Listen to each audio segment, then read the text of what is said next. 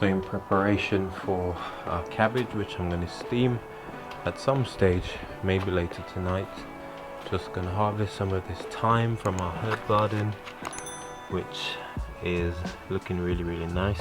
I'm just simply going to chop a few little sprigs of this thyme, and then we can have this with some Scotch bonnet pepper, and we can put this in our cabbage when we steam it later on. And you can see everything is looking nice and green. You can already smell the fragrance from this thyme. Absolutely amazing.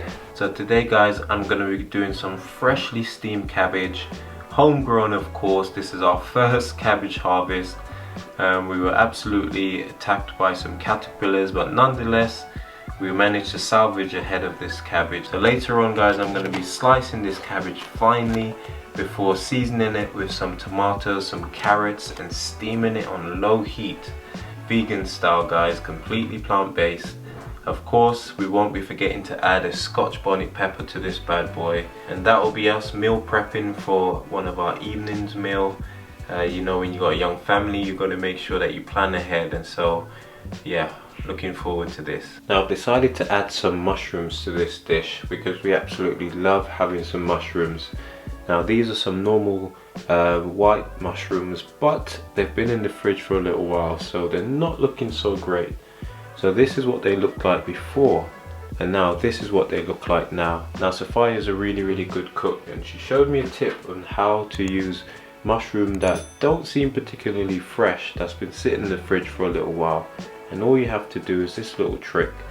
You can simply peel your mushrooms. Yes, ladies and gentlemen, you can actually peel mushrooms. And ever since Sophia showed me this trick, it's been a game changer. No more throwing away mushrooms because they don't look as fresh. All you have to do is peel the outer skin, the outer layer off, and then you got some nice fresh mushroom underneath. Honestly, it's a game changer. So I'm going to dice these tomatoes. I got around 3 medium-sized tomatoes. I've got some carrots which I'm going to shred on the grater rather than chopping them. I simply use this side of the grater to shred them nice and small. That way they'll mix in well inside of the cabbage. Now again, this is a trick that was shown to me by Sophia. I was hoping that she would be the one doing the cooking, but she's out in the garden at the moment relaxing after a long day. The girls have just gone to bed, and so yours truly will be left doing the cooking. Now Sophia is a really good cook, and ideally I would have much preferred for her to do this cooking, but you gotta pull your weight when you're in a relationship, and you can't just leave it to your better half to do all the cooking. So here goes nothing.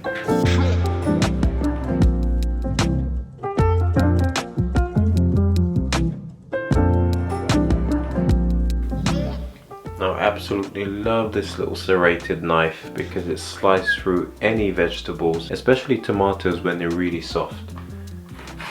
No issue whatsoever. It's like hot knife through butter. So all I'm doing now is chopping all of these vegetables nice and small into little cubes. And after I've done this, I'm going to grater these carrots just at the back here. And once the carrots are grated, I'll then go on to slicing the cabbage nice and fine. Now this dish is such a simple meal to prepare because everything is going to be added at the same time. Normally I would slice these carrots into thin slithers, but Sophia showed me this really nice trick of just gratering them, and it just makes it steam a lot better, and it's easier to cook, and you can mix it throughout the cabbage a lot better.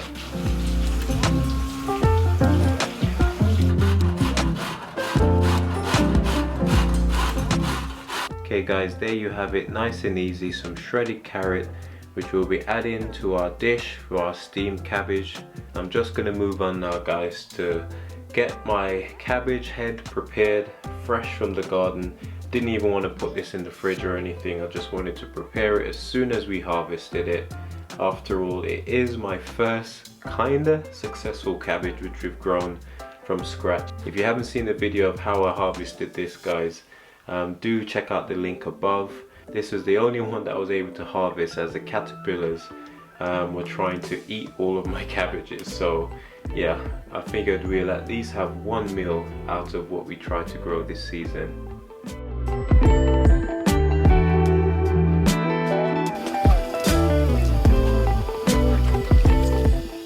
Now I'm gonna have to give this a good wash. Now I did wash this earlier on, but I'm gonna give it an even more thorough wash because I don't want any nasties to be hiding in these leaves. Of course this is organically grown, and although I gave it a wash earlier on, I still got to do my due diligence because I don't think anyone would want to eat any caterpillars or any creepy crawlies, so you got to make sure that you get these guys nice and clean.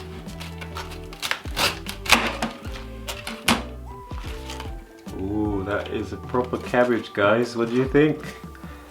Ah, it's so satisfying. And all of this will go back into the compost. Oh, guys, look. I actually grew some cabbage. So excited. So gutted as well, because this was going to be absolutely huge, no doubt. Were it not for those meddling caterpillars. But yeah, I'm going to give it one more wash just to make sure there's nothing hidden away, which I really doubt because these are all tightly folded, but just want to make sure. Look how gorgeous that is. Oh wow, that really does smell like cabbage. Okay, so now we've all shredded this cabbage. Now all that is left for me to do is give it the final rinse for good measure before we can get the cooking process started. Okay guys, so we're going to get the cooking started, and this is a really simple meal to cook, and the key to this meal is cooking it on very low heat because you want the vegetables to steam, all the flavors from the different vegetables and from the spice, from the thyme, to just soak in. And so you just need to put it on very low once you've got all the ingredients combined, and you can then simply season with a stock cube of your choice, or you can just use a bit of salt and pepper if you prefer. But it's very minimal type of cooking, and you know, you can go quite extravagant if you want, or you can keep it very simple. So in terms of flavor and seasoning, we use these Knorr vegan vegetable stock pot, and they're really nice. They give a really good flavor, and yeah, you just simply drop one of these in, and normally you don't even need to add anything else unless you really want to. So yeah, let's get going. Then straight away what I like to do is just to add our cabbage, which is probably the most difficult thing in this whole dish to cook, as it's quite firm, quite rigid. So you want to make sure you give the cabbage enough time, and if you put it at the bottom of the pot, you know, it can get the majority of the heat. And next, all you have to do is just to put your carrots in. And again, you just need to mix this all in together, and then I'm just going to mix in the tomatoes and the sweet peppers. Okay, already you can see all these colors starting to melt together. Just want to mix that through and through. And lastly, we're going to add the mushroom.